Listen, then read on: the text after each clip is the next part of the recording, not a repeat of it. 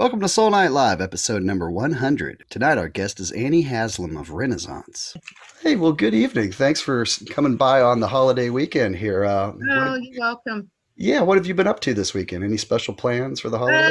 No, I've got a friend here from New York staying with me, and we're going to tomorrow, which is the 4th. And I was thinking the 4th was on Monday, but I guess it's because we lost, didn't we? So I'm not thinking about it in the right way. Yeah, I think a lot of people are treating Monday like a holiday anyway. Yeah, but I was thinking it was the 4th on Monday. I don't know why. Anyway, so tomorrow night, I'm going with my friend Kathy. We're going for an Indian meal. Oh, that sounds really good. That's our favorite food. Yeah, I love that chicken Yeah, tikka. That's yeah. good stuff. And hopefully, if the weather's nice tomorrow, we'll jump in the pool. But we don't Alrighty. know what the weather's going to be like yet. So, No, no. Do you think you you'll know, have some fireworks to watch or? I'm not into fireworks really. Yeah, I don't know. I feel like I've seen it all before. Yeah, yeah. No, I worry about my outside cats as well. When Yeah, the animals hate it, cats, yeah, they do. They really So do. yeah. So I was curious, what have you been up to lately? Or any musical? No, well, let's see. Well, a couple of things really.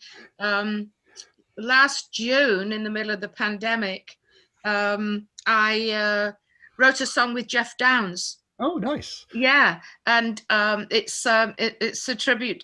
There's going to be a box set coming out, and it's going to be a tribute to John. Yeah, tell me a bit about it. What's it called? Yeah, well, I had a dreadful time during the pandemic because we lost basically 2 years' work and all the momentum. That was the hardest thing for me to deal with, that we'd built up over so many years, since we got back together, Sure. etc., and all the things we'd done. So I had a very rough time with that. And then in June, somebody, Jeffrey Langley, who's one of the keyboard players in the band, put together a birthday video for me, which I had no idea that he'd done. And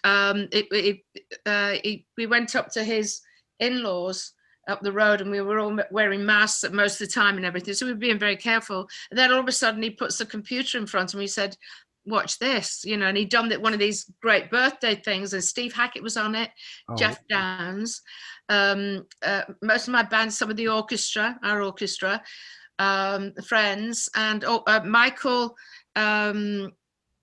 Ackerfeld from Opeth, who's sure. a huge Yes, yes. Renaissance fan. Yeah, he Yeah. was on it. And it was completely, I had no idea. It was wonderful. And then after that, I contacted Jeff, and we talked about writing something together a few years back, but it never happened. And so I said, why don't we write a song for John? And he said, well, that's a great idea. And they were thinking of doing something like that anyway. So he sent me a title, and he'd already got a song that he started working on that he hadn't done anything with. And so we worked on it. I did it in GarageBand, just to do a demo of it, Right. which I'm useless at those things, but it worked. I got it to work, and I was quite proud of it, just to let him know what how the word sounded and everything. And it came out really well. And then I went up to Rave Tessar, who's our MD and my keyboard player for many, many years. Yeah. You may know that. And he has a studio in Warwick, New York. And I went up there, and we were very careful again as far as what we did and things, and I sang in his studio, and I put my lead vocal down and backing vocals, and I think I might have used my 5 octaves because there's an extremely high note in there in the chorus. Yeah, sent it off, and it's not completed yet, the box set, but they're working on it. So everything is so different now. It's I know it. for everybody. It's different priorities, and then they get changed, and we just don't know what's going to happen. No, no, but I feel like it's getting better. I feel like we're kind of getting back to normal. Yeah, well, a new normal, I would Yeah, say, yeah. probably. Yeah, I know everybody's booking. I mean, we're hoping to perform next year. Yeah, I was wondering if you had any shows Well, scheduled. we haven't yet. I've got my Christmas show at Sellersville Theatre that I'd missed last year, and I'm doing that this year, December 18th, I think it is. And so I'm looking forward to that. That's the first time I've sang since 2019 when we did Yeah. the 50th anniversary. In public. But So yeah, do you just sing around the house for enjoyment also? yeah. I'm starting to practice. I mean, also we've been, you know, we had to cancel our tour of Brazil, Right. and that was 2 days before I was due to leave, and it's a good job we didn't go because we might not at that point might not have been able to get back. You might have got stuck down there. Yes. That would have been. And so that's been rescheduled several times, but we're talking again now about it being next March. Okay. And it is slowly getting better there, but you know, it's not everybody's vaccinated, and Right. it's very different down there. You know, a lot of the younger people, I don't know, but I love it. I've got very close friends Oh, it's down there. wonderful. And they're very passionate about music down Oh there. gosh, yeah. Yeah, I mean, Oh yeah. I mean, the Renaissance is really huge down there. Yeah, we went there in 2017. Oh God, it was fantastic. Yeah, and so then we're headlining Night of the Prog in Germany, Lorelei. It's an okay. open air. It's the largest European prog festival I think there is, Sure. Yeah. and that's going to be in July. So that was cancelled last year. And so, yeah, we're headlining the Friday night, and Steve Hackett's doing the Saturday night. Oh, excellent. Yeah, I hope we see each other. Sometimes we played in the same places, and we haven't, you know, we just have missed each other. You know, Sure. if you're traveling, that kind Yeah. of thing. So that's good.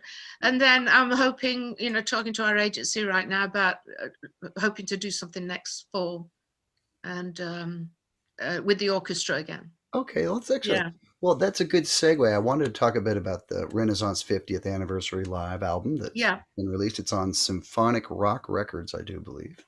yeah. And I was wondering if you could tell us a little bit about it. Was it from one particular show, or was it a series of shows from a tour? What was it? No, it was we filmed the Keswick Theatre, Uh-huh. which we've done before. In fact, we've done that's our third DVD Hmm. at the Keswick.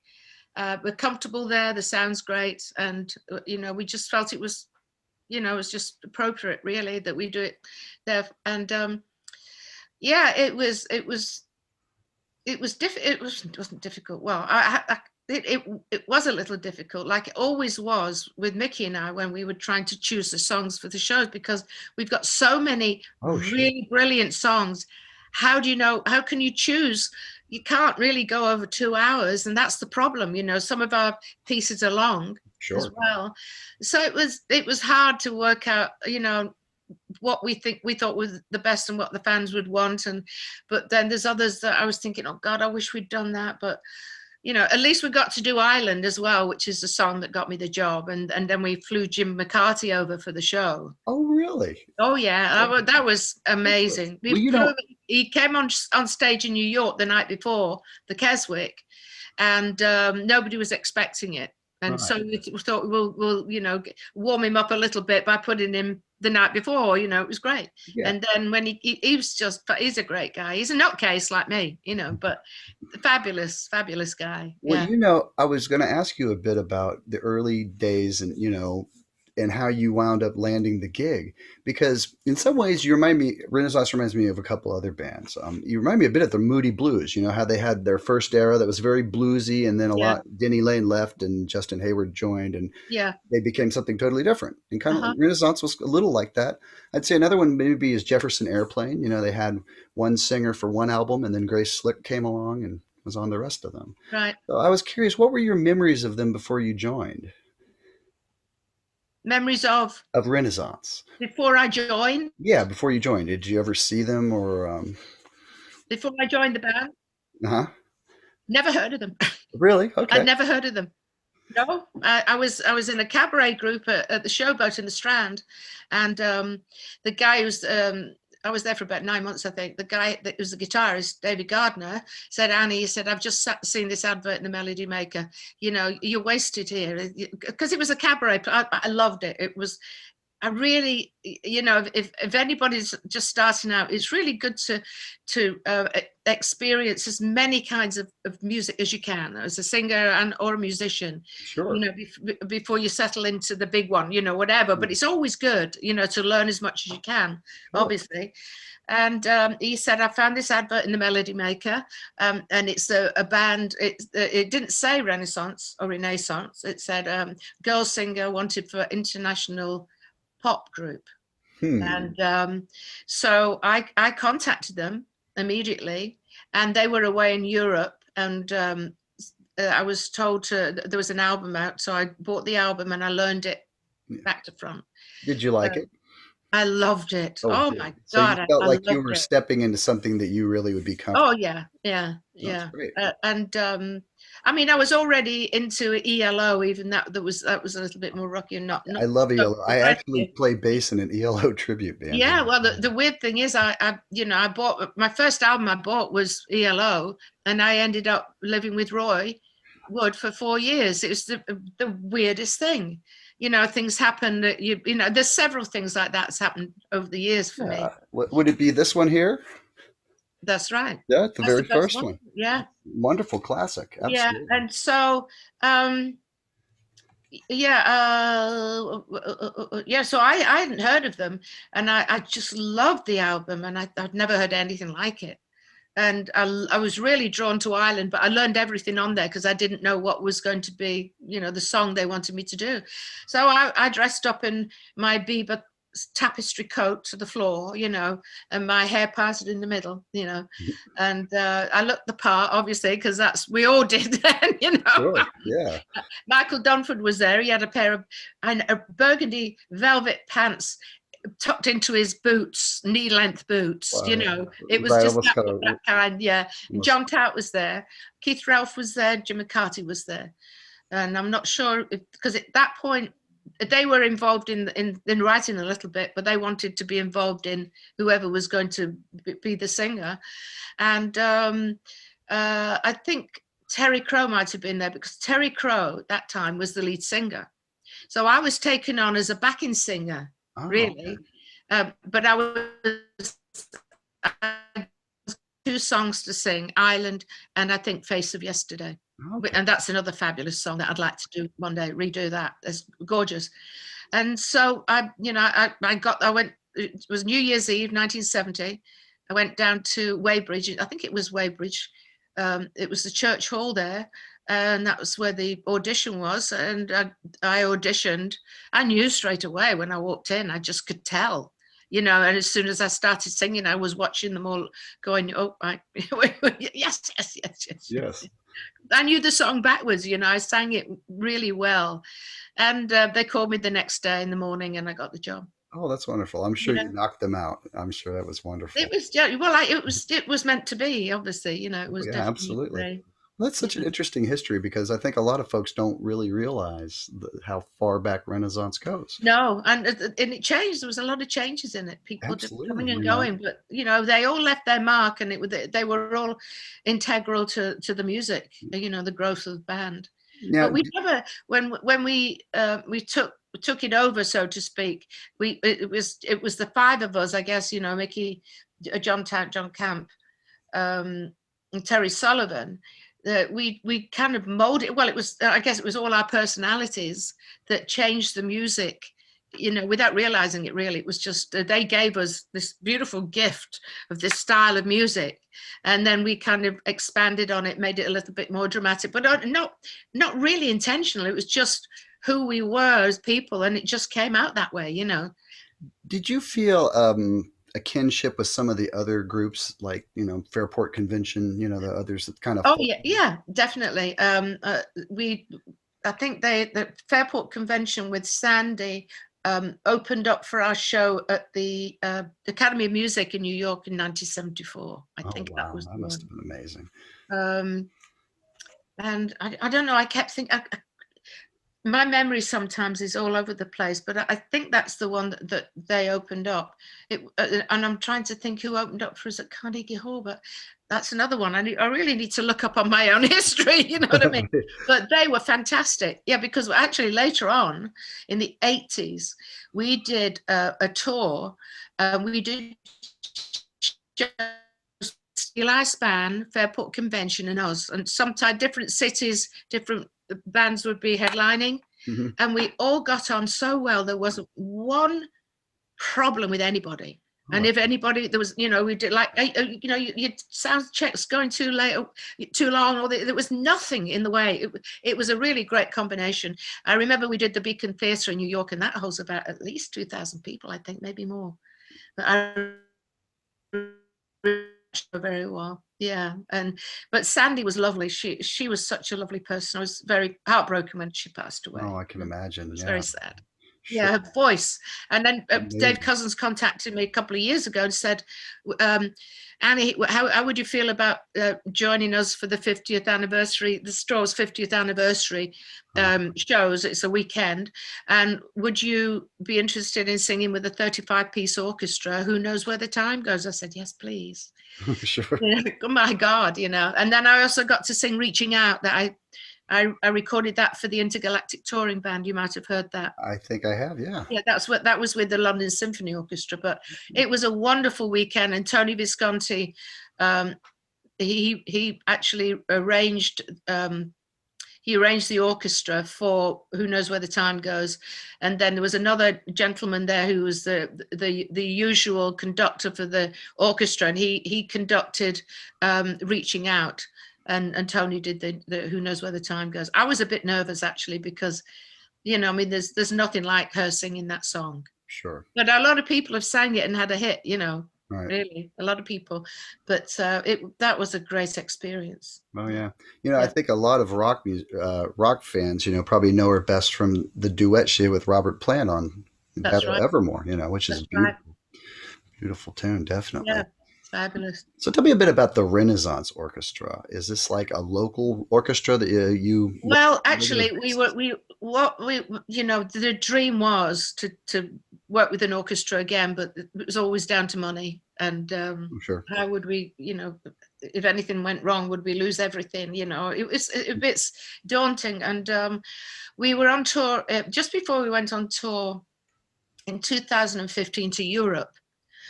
Excuse me. I got an email from the managing, the MD of the Royal Philharmonic Orchestra, Ian McClay, saying, you know, I hope you're doing well and everything. How do you feel about doing some more shows with us? Mm-hmm. So it was very uplifting. But then again, when I came down to earth, I realized that, well, they're not going to pay us. We're going to have to pay them. But Right. the thing is, there's many people in the world that would like to perform with them, and they'll never pay, you know, because they're very, it's not like they're very choosy, because they just can't do it all. Simple as that. So to get an email inviting us, saying that we had such a great time, and we did, you know, we took them on the road. Well, we did Liverpool, Birmingham, and then we did, you know, the Albert Hall. Okay. And so we had a meeting at the end of the tour, that tour in 2015 in London, with Rave, myself, and Ian, trying to work out how we could make it work, and the fees, and, you know, I mean, if we did the Albert Hall, all the fees that you have to pay, quite a lot, you know, I mean, you have to pay just to take the equipment, the recording equipment, like filming, video equipment, you have to pay for everything like that, to go, even just to take it into the room, you know. So it all out, we were talking about it, and it was like daunting. We decided what, you know, I think it was about a 38-piece orchestra that we decided that would be a good size. And then we came up with a price, and then, you know, and then we picked ourselves off the floor. Right. And you know, we said I don't know how we could do it, you know. So we left it there, and, you know, you said the door's open, you know, whatever you want to do, you know, we'll help you cut costs as much as we can. And they've got a different home now, so to speak, for the orchestra, which is Cadogan Hall, which they use that a lot for their work. But they do use the Albert Hall again as well. But of course, that's huge, and it's more costly. So Rave and I got back to America, and we were talking about, you know, our meeting, and Rave said, why don't we put our own orchestra together? He said, I know all the people I would use, or, you know, people from New Jersey and New York, and some from the orchestras and everything. The good orchestras, you know, great musicians. And so why don't we put 10 of them together, you know, 4 in a string section, there's percussion, you know, woodwind and blah, blah, blah, and a percussionist. And so that's how it started. And we called our agent and said, look, this is what we want to do. And he said, wow, what a great idea. That was 2017. And we did that. And not only did we did that, I thought, well, maybe we could add my artwork into this somehow. Yeah. And so I've always wanted to put my artwork behind. We tried it once on one tour, but it didn't, it wasn't professionally. It was okay, but it needed, I mean, everything had to look great because we were filming it, and the orchestra were there, you know, all lined up on risers behind us.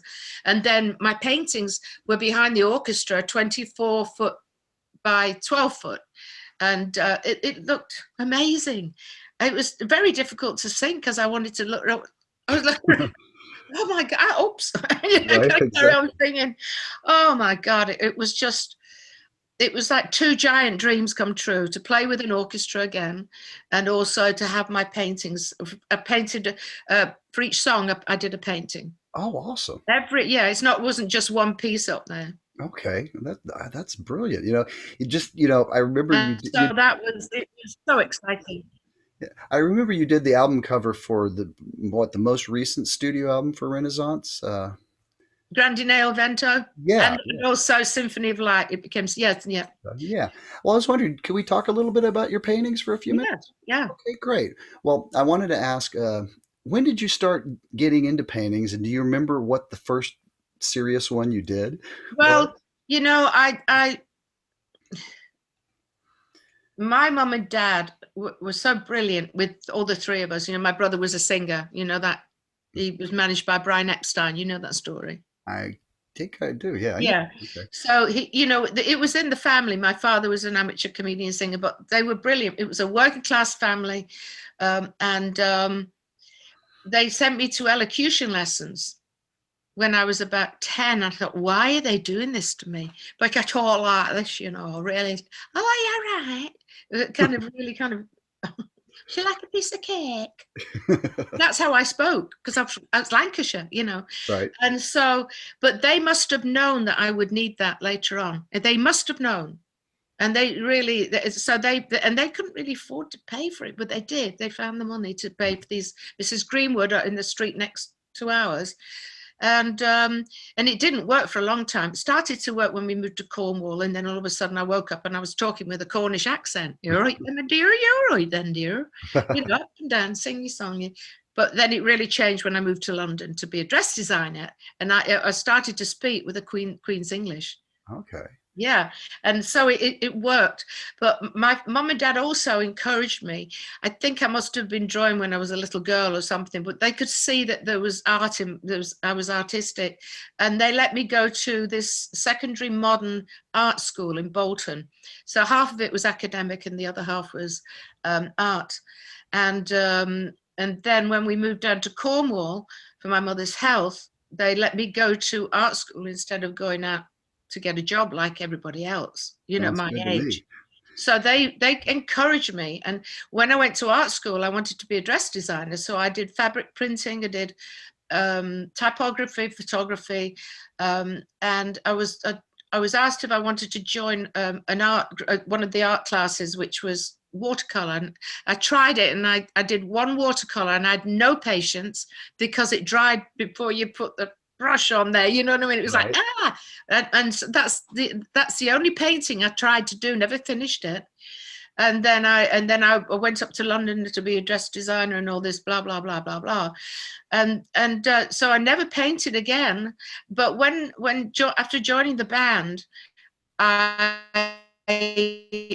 used to doodle a lot in the studio, and just the little drawings and things. That's all I did. But they were good. I just kept some of them, you know, Hmm. and I can see the flow in them. And if I look at them now and I think, oh my God, look, there's that flow that I've been using. I use when I paint. It has to flow like music. Oh, I'm not absolutely. very good with corners and things. It's rare No, that I put corners in my well, paintings. I love your style, and it, Yeah. you know, it's all so colorful, but the colors blend in such a cerebral way. It's Hmm. never, you know, in somebody else's hands it'd be very garish, but you take the colors and make them blend in a really Well, harmonious way. I feel like it's like the music that I sing, you know, that Mickey wrote and the Betty's words, and it's just so ethereal and beautiful and moving and floating and it just you know I what I did is with Renaissance, I didn't I did it in the studio. I fiddled around, but I didn't do anything painting. And then when we split up in 1987, I got my own band together. And then I had my own band from 88 until 2002. And I stopped. I was having problems. I'd been to a lot of places. We'd been to Japan, and I'd been to Brazil several times, and we'd done quite a lot, but I just didn't feel that I could do any more singing at that point. Sure. So I decided to stop, and I thought, oh, what am I going to do? You know, and I thought, oh well, I didn't learn. Can't read music, can't write music. I can take photographs, and then all of a sudden, I was in my den here, and a voice in my head said, "It's time to start oil painting now." Okay. And it was specific, and it was very clear. And that's happened to me a few times in my life for different things, with these messages coming through like that have changed my life basically. And so I thought, right, so I've got a sunroom here, and I made it into, I guess it's about like 14 by 14, and it's nearly all glass. And I thought, I'm going to make this into my studio. I went and bought canvases, easels, oil paints, and I bought a couple of books on oil painting. Now, I'm not a reader. I never have been a reader really at all. I'm a doer. You know, I have to do things. If I do it wrong, then I'll do it right the next time. That's just the way I am. Sure. And it's like with instructions and things. I have to read. I read it too quickly, and I don't read it properly. So then I make a mess of it. Then I got to do it again. You know. So I got everything together. I got the book. I looked at one page and put it down. But then I didn't do anything for about 6 weeks, nothing. And because I thought it's just not the time for some reason. I couldn't put my finger on what it was. And I knew something was going on inside me, but I didn't know what it was. And then all of a sudden, I woke up and I thought, today's the day. So I went and picked a tiger lily, the big orange lilies, brought it into my studio, put it in a vase with some water, got a canvas out, got the oil paints out, and I thought, where do I start? Because I didn't read the book. Okay. All right. So, you know, duh. And so I thought, well, I'm just going to have to teach myself, you know. Sure. And I did. I just started, and the first one is I was disappointed, but when I was painting this grass at the bottom, which was like a field, I felt like somebody was holding my hand. And then I had this amazing experience when I was doing the second painting. I did just grass, and that was beautiful. And again, somebody held my hand through the whole thing, and it's all flowing. That's when it started to flow. And I was using oil paint, and I was, you know, getting used to it. I did not thick paint because I like to have depth, lots of depth in my painting. So it wasn't thick. And then I think it was the third or fourth painting.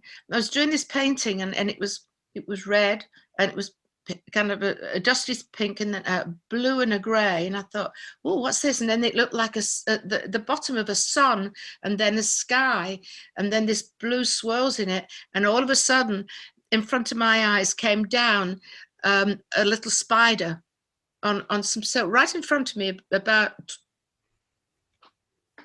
a foot away from my eyes. And it was red, and it made me, I went, whoa, and I blinked, and it was gone. And at that moment, my studio filled up, with this pipe tobacco smell Hmm. of a pipe. Now, who is that? It was Van Gogh, and he was with me. And the painting looks like a Van Gogh painting. It's got a feel in it. And I think he was the one who was holding my hand at the beginning of all this. I love that. And so, and then of course I've had experiences with Leonardo da Vinci as well, and I've done several paintings for him. And then I wrote the song Symphony of Light with Michael Dunford about him. So there's a very strong connection with him as well. But somebody wrote to me and said, you have a kind of type of synesthesia.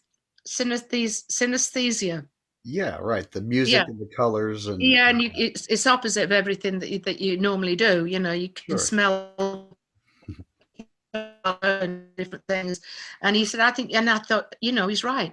Because I can paint a song. You've probably seen on my website, you can go to the painted songs, and Yes. the pet portraits are, I don't know, something about, I just tune into the animals. It's the weirdest thing.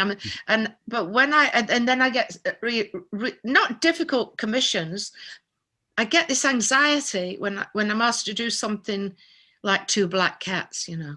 Right. Black cats. But I did. One of them had a universe in his body. Do you know? So it worked out. It was natural for me to do it. It just worked out, and I'd get this anxiety, this feeling of not fear or challenge or like, oh, am I going to be able to do this? It was like something was moving around inside me. And it was almost like things were being put into place for the painting. You're being guided. I was absolutely being guided. That's great. Just to be open and be receptive to that. Yeah. Well, I think, you know, I can't meditate because I can't empty my mind. But when I'm painting, that's when I'm meditating because I'm not thinking about anything else. I was wondering if I could show you a painting my father did. Oh, yes. My father was a painter and he was an artist. And I actually sometimes had this hanging behind me on probably the first 50 shows I did. Anyhow, this is the one. It's basically. Wow, that's beautiful. Lady walking down the road, dirt road, you know.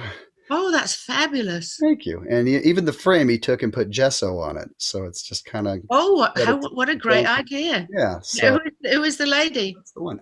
No idea. It was just in his mind. Oh, really? So did he do a lot of painting? Oh, quite a bit, actually. Unfortunately, it's the only one that I have all these years. Oh. But he was rather Van Gogh inspired himself. Yeah, I could see that. Oh, it's beautiful. Definitely. But yeah, well, thank you. Is that oil paint? No, I think it was acrylic. Do you ever use acrylic or is it always oil? Yeah, I changed to acrylic because my memory started to go very rapidly, and I was having problems breathing. And a friend of mine, she said, what kind of ventilation do you have? And I said, none. They said, you've got to stop doing it. You're going to kill yourself. Yeah, all that turpentine to clean the brushes and all that. It's so bad for you. And they say odorless terps. It's still the same thing without the smell. Right. Yeah. You know, but anyway, so I took their advice and I had to change. So I went to acrylics and I use golden open paints. I like the best because they stay open longer. They don't dry so quickly, you know. Mm-hmm. But Roger Dean, who's a friend of mine, he said that, you know, the average age of paints all the time is like 54, 56 years old, right? Because it gets to you. It's you know, it's not good for you at all. Yeah, well, my dad was using oils, and then the acrylics. It seems like acrylics kind of came on the scene in the mid 70s, right?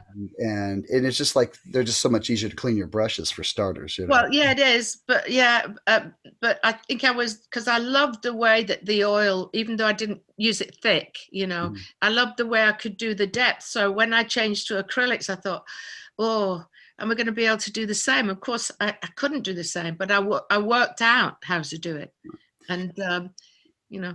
Do you mind if we take a look at a few of your paintings and maybe you could tell us a little bit about them? I picked a few from your website, so okay. I'll do a screen share and we'll take a peek at some. All right, hold on just a moment. Let me find it. Here we go. And I've got a glass of Can I just get something a second? Absolutely. Yeah, please do. I'll have a drink myself.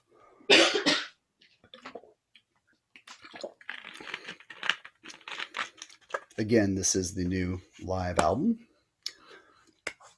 So anyhow, Okay. I just Yeah. wanted to point out the live album to everyone one more time. The 50th anniversary, Ashes Are Burning, an anthology, live and It's the concert. longest title in the world, isn't it? I love it. Yeah. Alrighty. So here's one. Now I noticed you've got some options. Like you can buy Annie's art, and please check it out on her website. And you have different options. You can get these small paintings, or full size, or you paint guitars and clocks and other instruments as well. So tell me a bit about this one, Crazy Horse. What was your inspiration for this? I had no inspiration, but when at all, as I said, when I'd paint. If I'm not doing a commission, then I just go out there and I just randomly choose colors. Don't think I'm going to do a sky here and put this red, green, or whatever. I don't think like that at all.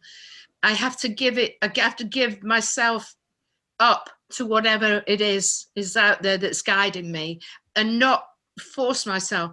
So yeah, this came up, and when it was finished, I thought it reminds me of a Native American Indian in the middle with the Okay. feather up at the back up Okay, I can here. see that. Okay, yeah. And so the landscape of the land of the American Indian, basically, that's what I feel it is. Of course, the title as well, Crazy Horse. Sure. Yeah. Yeah.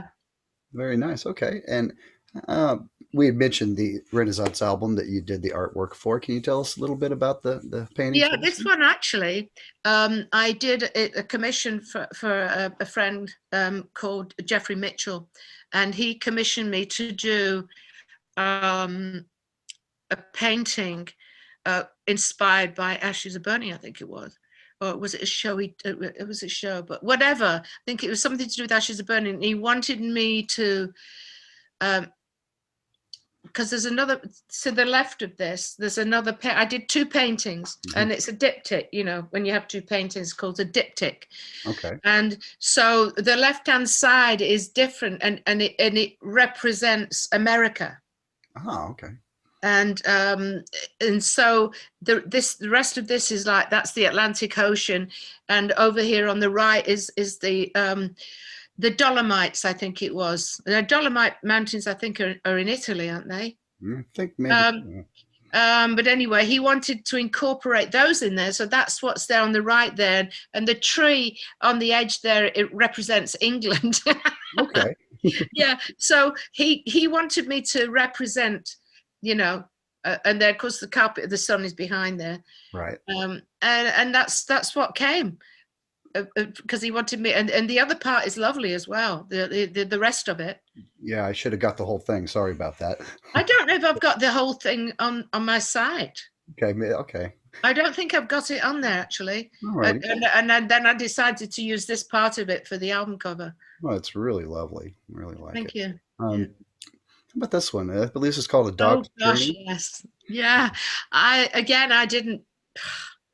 I had no idea what was coming, and this, I think, was the first time I'd done these arches. You see the arches in there, Yeah. and I thought, oh gosh, they're interesting. And then I did these mountains here, and then I thought, oh, maybe I'll just do a little bit of a lake or a sea there. So that did, that was, but again, that was kind of channeled to me. Sure. And then the land behind it is kind of a bit surreal. And then I had the cloud, and then that looks like a fairy tale castle up there. But then this blob, I put this blob on there, and I just got this brush, and this dog appeared.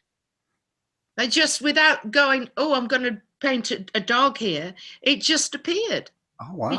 It was just like, I painted it without even thinking, what is this, And then at the top, I have a neighbor, a friend called Kay, and she's lived in England, and she's really kind of very very classic, smart lady, and she always looks really well dressed up nicely.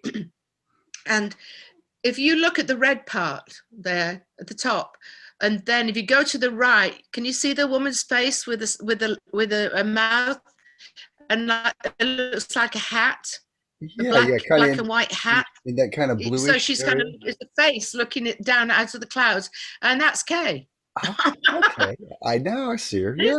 Can you see it? Yeah, I Yeah. did. Yeah. And I do have my friend Kathy who's staying with me now. I've known Kathy for many, many years, and she absolutely loves my paintings. And I used to get annoyed with her when I first started painting because she'd get them. She said, "Well, I think it should be upside down, and I think it looks better on its side." But she's right, because a lot of them have got so many things in them that they belong in another position, you know. Mhm. But we look at the paintings together and we see all these faces and animals and all kinds everywhere. Yeah. Even in this one, you know, if you look at it, keep looking at it, you'll see all these different faces popping up. Yeah, I can see. Yeah, I almost feel like I see like a profile here if you look Yeah, closely. yeah. Yeah. And that looks like a unicorn here. Yeah. Where this to the right of the sea. Like right in it. Yeah, and then there's this kind of light color thing here, and there's the horn of the unicorn there where your arrow is. Okay, all right about. Yeah, and that's the eye of the unicorn there. You can see it, but yeah, there's all kinds of things here. Yeah, really. But it's Yeah, like that in all of them. really like that. Yeah, Really. yeah, and so now you know it. You can look at the paintings and you see all these different things in there. You know. Yeah, so well, it's it's kind of like a great song where every time you listen to it, you hear something new. Yeah. Hmm. How about Oh, this this one? one, yeah. It's very colorful. Yeah. Yeah, I love this. I love this painting. I didn't know where it was going and all the different colors and all the layers and everything. And then this little man turned up, and I thought, well, he looks, maybe it's Irish, you know. Right. I just got All the this green. feeling. Yeah. And I think, oh, a leprechaun's dream. Yeah. Yeah. Oh, I really like that. Very colorful. Yeah. And how did you get into painting guitars? And do you have to use any special paint? And do you use like some sort of fixative to lock it all in once it's dry? Well, that's, is that the first one I did? No, Uh, that's the rainforest. that's not my first one, but um, I with my first one, I didn't have any. I just kind of rubbed it down and I primed it myself and I painted it, and then I went in the basement and sprayed it. And of course now I'm a bit more sophisticated, you know. But I had to try. I know somebody. It started because somebody contacted me and said, "Do you paint guitars?" And I said, "No, but what a great idea." Sure. And this lady wanted it for her husband as a surprise, and it came out fantastic. And then so I carried on. um, I went to a place called the Guitar Barn, which is locally to me in Bucks County, Hmm. and I bought 10 guitars for $100. Okay. And they were old guitars, but they were all in one piece. They weren't broken in any way. All right. And I started painting those. And I found a guy locally who makes guitars, Bill Cummins. I actually, his guitar is actually in my musical instruments. And I painted that for my friend Bob Miles, who's a jazz guitarist. And that's called, the guitar's called the Lyrist, that's right. And so that was, he finished them off for me. So that way, and then let me think, did I, no, I was doing the priming myself.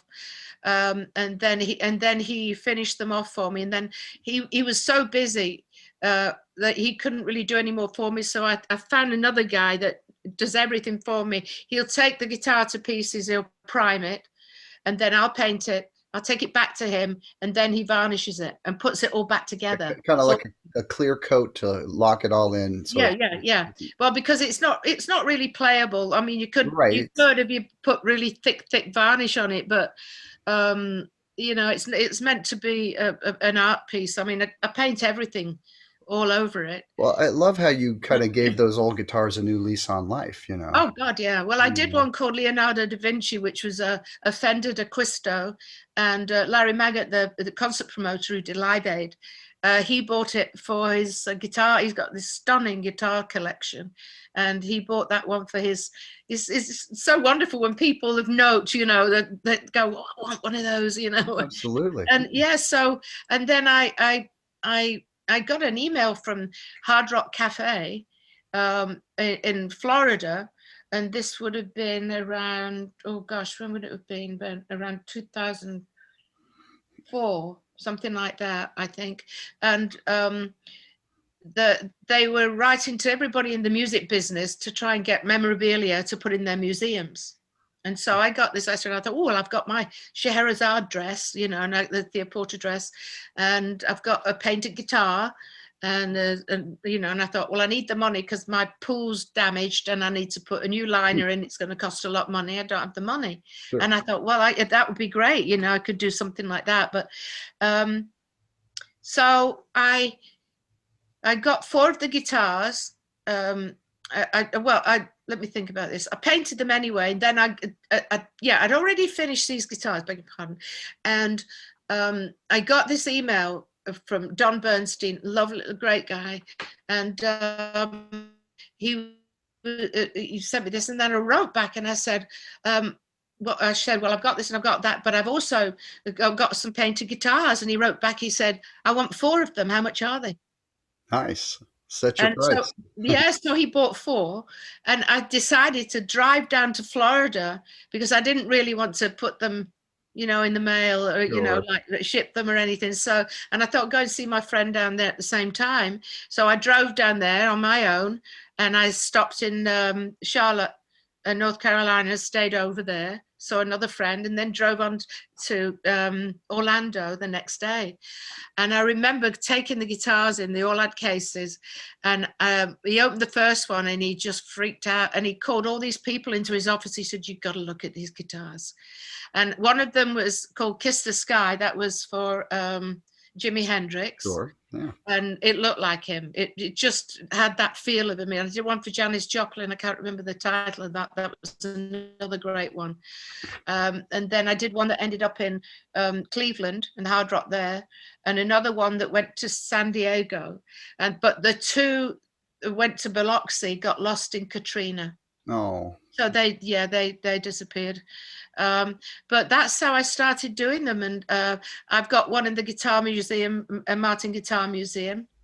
And and then they commissioned me to paint one that could be playable. So I just painted the front and the headstock. Right. Because it would have spoilt the sound of the guitar to do any more, you know. To do the neck, yeah. Yeah. And you have some other options too on your website. I noticed you've done some of these custom clocks. I really like. I love doing the clocks. I think I need one. Yeah, I really like it. Yeah. And that one's called A Higher Place. Yes. Yes. That's So what I do is when I do something for somebody that's like this, I ask, or it's even if it's like when I painted Northern Lights for this guy, it came up fantastic. And then somebody else wanted Northern Lights. So what I decided to do was to ask for a photograph of the people, because I wanted to portray in the painting their feeling for that song. Oh, nice. In the painting, right? Sure. Mm-hmm. And it worked. I think I've done 4 Northern Lights now, and they're all different because the people think in a different way about that about the song. I would think. And so with the clocks or anything a commission, I asked to see. I asked for people to tell me their favorite colors, what kind of person they are. You know, could you send me a photograph if you feel comfortable? You know, and then all I have to do really is look at that photograph, and it goes straight into wherever it's going, and that's it. And that guides your hand from that. It does, exactly. Yeah. Wonderful. Well, everyone, please check out art at Annie's website. And there's a lot of options there. So please. And I paint songs as well, you know, as you know. So they painted, you know, I've painted quite a few songs on Sea and things like. Oh, I love doing that. Sure. That's wonderful. A couple more questions and then we'll wrap it up because okay. Do you have any memories of opening for Gentle Giant? I had Derek Shillman on recently, and we were talking about how hard it was for them to find groups to play with that were a good fit. Yeah. You know, like they had some really unusual acts that they opened for, you know, like Black Sabbath, which is such a stretch from them, you know. But he said, you know, once they headlined, they had the likes of Renaissance opening for them. And I thought, well, that's a perfect double bill. Or I think they played with Jethro Tull, and that's another really good double. Yeah, well. Yeah, I don't think I don't know if we toured if there was more than one date. I'm not sure, but I met him at John. I was invited to John Wetton's memorial concert with Asia playing, Hmm. and it was fabulous. And it was in New Jersey, a lovely theatre. I can't remember where it was, but it was fabulous. And he was there. And of Oh, course, he's got a record label, and he's doing really well now. oh And yeah.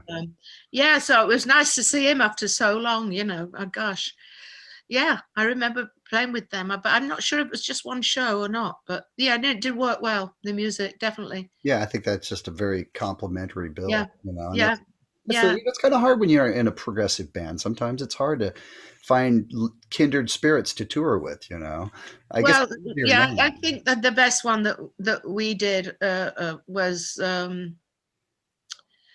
I think with Steve Hackett in 2010. Oh yeah, And it was fabulous. We got on so well. It was just a perfect combination.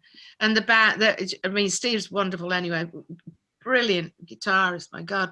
The band was phenomenal, and everybody's personality. We all got on. No egos. There weren't any egos. It was just really great musicians getting together, and no problems whatsoever. It was fabulous. sure, Yeah, absolutely. Um, and one more quick question. Turn of the century with Steve Hackett. right. Um, what are your earliest memories of seeing Yes? Did you do some shows with them back in the 70s or?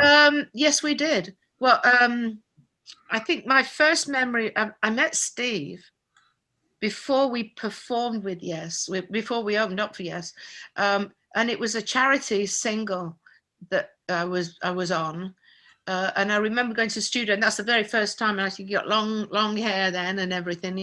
We were all young. And then after that, we played at the Aladdin Theatre in where was that? Where was the Aladdin Theatre in Texas? What is it? Texas, Not sure. Mexico. We played in El Paso. We played Las Vegas. I think that, yeah, Okay. Aladdin was in Las Vegas, Oh, and that right. was Yeah, of taken course. down. It was taken down a couple of years ago. It's no longer standing.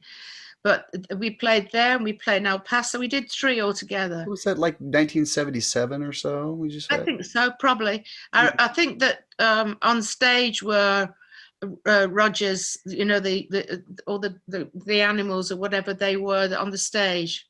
Like giant crabs and different things like Oh, that. yeah. Okay. So probably Remember? 76 or so. Yeah, That was probably their yeah, biggest production. I think yeah, yeah, it was a yeah, stadium era, their yeah. stadium era almost. So, Yeah, and yeah, I mean, and now I'm very friendly with Roger as well. I just did a conversation with Roger Dean. I don't know if you've seen that. He was doing no, no. conversations with different He's kind people. of has his own show like this too. So I'm going to have to Yeah, check that yeah, out. it's called Conversation. Yeah, and it was great. It was because we've seen each other on occasion, and when I wasn't singing before we got the band back together again, I was showing my art at Nearfest.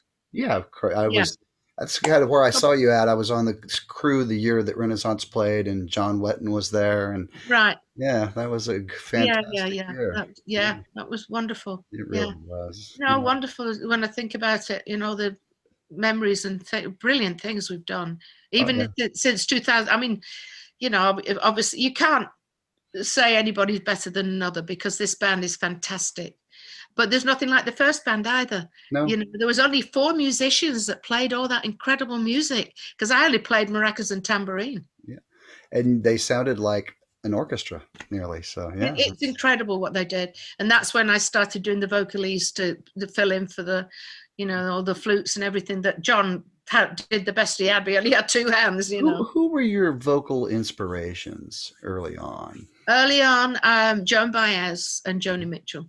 Oh, Joni, love Joni so Yeah, much. and then later on, Barbara Streisand, just because of the way she sings, and yeah, Oh yeah, yeah, flawless. yes. Yeah. And I got to meet Joan Baez. I got breast cancer in '93, and I had my hair cut short, ready for losing it, and Right. so I went to uh, Ed Sharkey, my friend Ed Sharkey. Do you remember Ed Sharkey I on know the name. Yeah. WMMI? Yeah, Yeah. he became, and his family are very, very close friends. And he said, Joan Baez is going to be at the Electric Factory. Do you want to go? And I said, yes. And I thought, oh, I'm going to meet her. So I took some flowers and I went backstage. I was so nervous. Oh my God. And I got to meet, she knew who I was. Oh, And I was like, I couldn't believe, I was just speechless, you know. right. It was wonderful. I had a great picture. I think it's on my Facebook page or website, whatever. It was wonderful.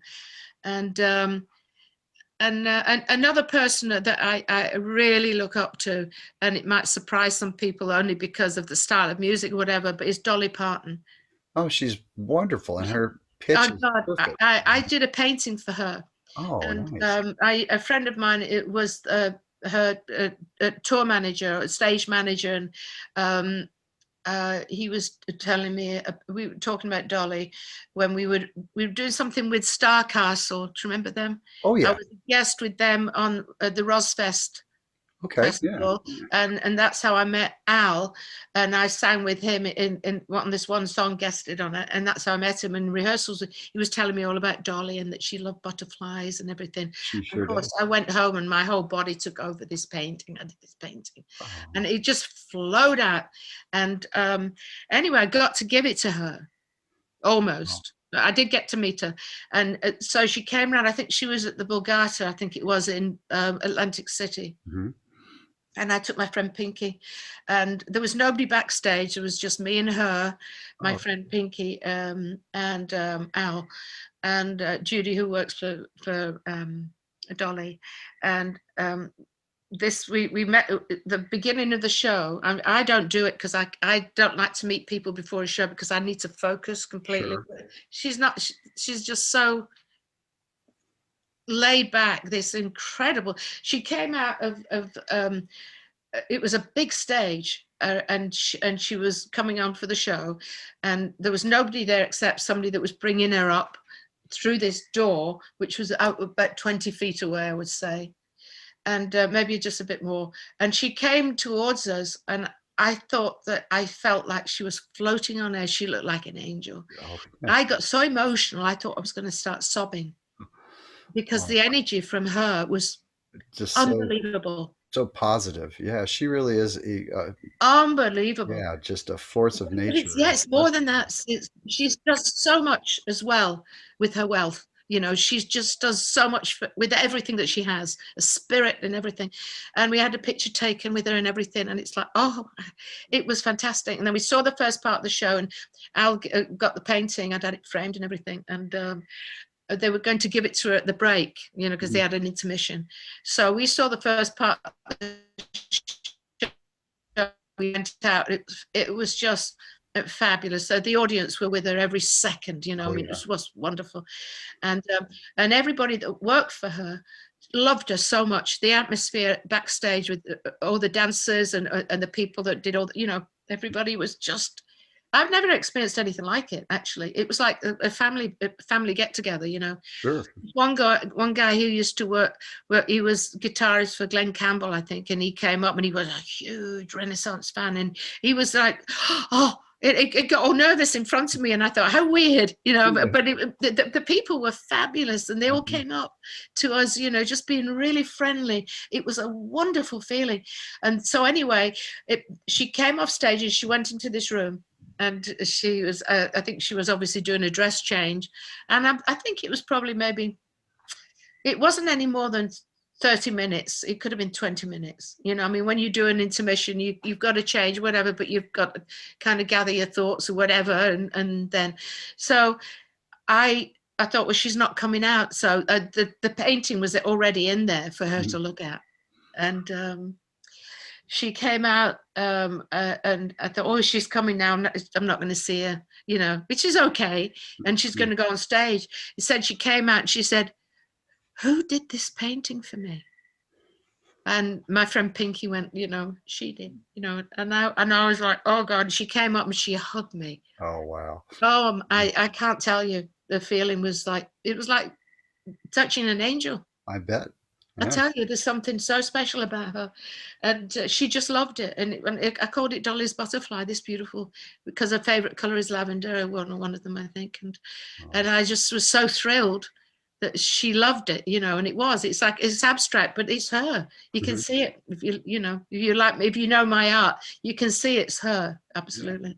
So that was such a thrill. I'll never forget Oh, that as long as I live, actually. that sounds like But a she's another one that I wonderful. really, I love her voice and the songs she's written. Oh my God. And Yeah, just a spirit is fantastic. she's just amazing. But so that's three women. I mean, I do like some men singers but, um, Placido Domingo and Pavarotti, I love, Sure. and um, Kate Bush, Sure. love Yeah. Kate Bush. And but as far as early on, it was Joan and Joni Mitchell. I've never met Joni Mitchell, but the songs, oh my God, fantastic. Oh, And of yeah. course, when I started singing before I joined the band, I was singing like Joan Baez before I went to my singing lessons. Yeah. And when I came away, I got 5 octaves and I got my own voice. Well, then So you could that's sing why, any of that Joni stuff because yeah, she had quite the range as well before she started smoking. just like her. Yeah, Yeah. that's why when Steve Howe asked me to sing "It's All Over Now, Baby Blue," I was so thrilled to sing that song because it does sound a little bit like Joe Baez. So yeah, I'm blessed. Had Absolutely. some great experiences and met some great musicians, and yeah. Well, you continue to inspire on so many levels, and I thank you for the music and the wonderful art. Well, thank you. I'm glad you like my art as well. Your Oh, dad's painting is lovely too. that's so sweet of Great. you to say that. Thank you so much. Yeah. Well, he's appreciates that from beyond, I'm sure. Yeah. Well, is there anything you'd like to share before we wrap it up? No, well, we're hoping to perform again next year, and we've got Renaissance Touring is our Facebook page, and I'm the one that usually puts things up there. And Okay. my Facebook is Annie Haslam Art, and we've got a website renaissancetouring.com, and mine is anniehaslam.com. If people who want to look at my art, Yeah. and I just hope that this craziness that's going on in the world now is going to improve, and I'm still wearing a mask wherever I go. I mean, I've been to a couple of restaurants. I come out and then I start sneezing. Yeah. Well, you said that you were wearing a mask years before, I'm wearing a mask for 20 just years. to keep your voice and Yeah, because if you're going on tour and you're going shopping and there's people coughing and Oh, sneezing, sure. Or just, you can get all these dirty looks. oh, Oh, what's wrong with you then? I said, well, I'm not going to get sick, am I? say, I'm ahead of the curve. You just But don't. not your looks anymore. Right. You know, Or like flying on a plane. It's like, it's almost hard to go on one of those and I not think, catch yeah, something. I think that's one thing that everybody should still do. Yeah, I think so, just to be safe. Just because even if you've got something and you don't know you've got it, and you might pass it on to somebody else without knowing. Right. It's common sense, Yeah, really. it's just a But simple courtesy, I really. just pray that it's everybody's comes through it all, because I know it's still difficult for so many people, and we're a classic example of losing everything, really. I know it. But I'm strong, and the band are amazing, and we'll carry on as best we can, We will really. Like shine again. everybody I'm needs to sure of do. it. I'm Yeah. sure of it. Yeah. Absolutely. And I think that everybody's got to reach out to other people that are on their own. That's another thing. A lot of people are on their own going through this, and they still need help and still don't understand what things. If it wasn't for a couple close friends and this show to Hmm. keep me busy, I don't know what I would have done. Yeah. And Yeah. ironically, Exactly. this is my 100th episode. So I saw that. great to have you Congratulations. on here for the 100th. Yes. That's amazing. So you're 100 years old. Some days I feel like it. Yeah. At least my back does. Yeah. Well, much love to you. I better run. Yeah, that goes for all of us, doesn't it? Yeah, absolutely. Well, thank you so much. My I really enjoyed it. Oh, my pleasure. Always a pleasure. Alrighty, well, let's do it again sometime. We'll do Oh, absolutely, number definitely. 150 or whatever. Who knows? Okay. Oh, I actually got a job. I'm going to be managing a wonderful music store here in oh, Atlanta. wonderful. So I've Oh, been able that's to good. take kind of my passion for music and retail work that I've done for years and put it all together. So It's always good to pass on things to people yeah. as well, you know, Yeah, that you so meet. my show's kind of like, in the summer when they have repeats of TV shows. Yeah. I'm going into that part right now Okay. while I go get my head around the new job and get it Right. together. And Well, then, that's good. At least you're going to be in music as well. That's great. yeah, well, I've taught for years, and I just thought, this is kind of a good way to put it all together and just kind of Hmm. be at the top of the totem pole. Yeah. I'm in my 50s. I don't want to answer to anybody else. Right. You know? So I wish anyway. I was in my 50s. Well, it's all how you I'm feel. still in my 30s, really. I hear you. Well, I'm like My mind is. eternally My mind, 35. yeah, I'm 10, I hear you. really. I hear you. Well, much love to you, Annie. Um, Stay safe, and Okay, thank you so we'll do it much. again sometime. Alrighty then. Okay, You all have definitely. a great Okay.